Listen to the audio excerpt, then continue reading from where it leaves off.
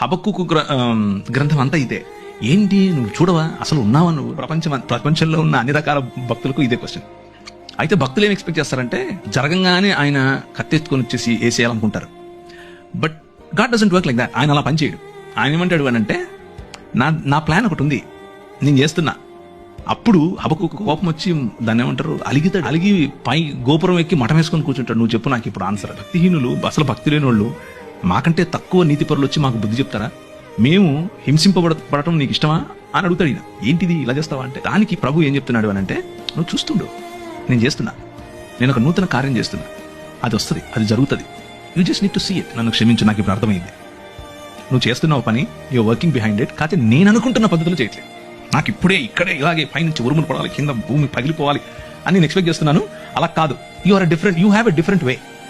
ఆ డిఫరెంట్ వేలో నువ్వు పని చేస్తున్నావు అని గమనించిన తర్వాత హబక్కుకు ఏమంటాడంటే, సాలలో పశువులు లేకపోయినా, అంజూరపు చెట్టు ఫలించకపోయినా యెహోవా యందే నేను ఆనందిస్తాను. నువ్వు ఉన్నావు, నాకు అర్థమైపోయింది, నువ్వు చేస్తున్నావు, నమస్కారం స్వామి, నువ్వే చేయి అని చెప్తున్నాడు. సో ఫైనల్గా వాళ్ళు పనిష్మెంట్కు లేకపోతే తీర్పు అనేది ఆయన చేతిలో. Let's put it this way.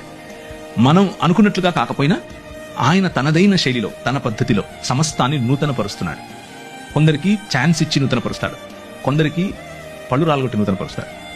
రెండిట్లో ఏది కరెక్ట్ అనేది ఆయనకే వదిలేద్దాం, ఆయన చేస్తాడు. He's doing it.